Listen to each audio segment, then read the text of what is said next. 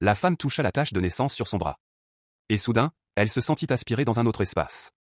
Il n'y avait personne, mais l'endroit était rempli de toutes sortes de provisions imaginables. À sa grande surprise, elle comprit que tout y était illimité. Puis, en retouchant la tache, elle revint dans le monde réel.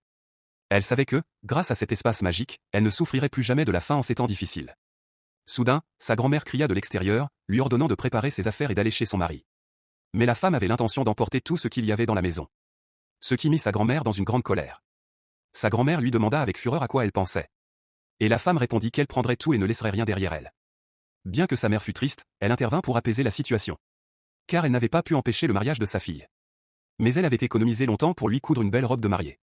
Cependant, sa tante s'en empara, prétendant que la mère avait volé le tissu chez elle. La cousine essaya également d'intervenir. Mais la femme réagit rapidement et les avertit toutes. Si vous faites du mal à ma mère après mon départ, je reviendrai me venger. Ensuite, son oncle l'exhorta à se dépêcher d'aller chez son mari, disant que la famille de celui-ci l'attendait avec impatience. Finalement, tout le monde partit. Après leur départ, la femme remit sa dot à sa mère.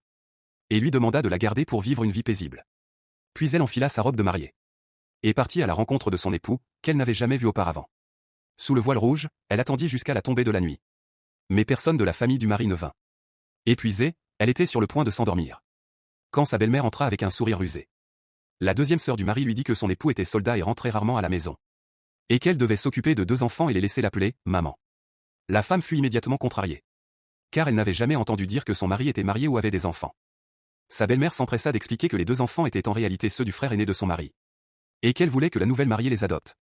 Mais, bien que gentille, la femme n'était pas naïve. Et elle répondit qu'elle ne s'occuperait pas gratuitement des enfants d'autrui.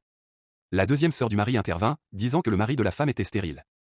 Et que garder les enfants auprès d'elle assurerait qu'il prendrait soin d'elle plus tard. Mais comme elles insistaient, la femme dit qu'elle accepterait les enfants à condition qu'on lui donne les 2 maisons appartenant autrefois au frère aîné. La deuxième sœur s'y opposa vivement, disant qu'elle avait élevé les enfants pendant 6 mois. Et qu'elle ne pouvait pas renoncer aux maisons. La femme répondit que cela n'avait aucun sens. On ne pouvait pas prendre la maison de quelqu'un et refuser d'élever ses enfants. Sinon, la sœur du mari n'avait qu'à s'en charger elle-même. Quand la belle-mère comprit que la jeune femme n'était pas facile à manipuler, elle se retira avec la sœur du mari. Mais cette dernière, furieuse, se mit à frapper et gronder les 2 enfants. Tandis que la femme, les observant, sentit une profonde tristesse pour eux.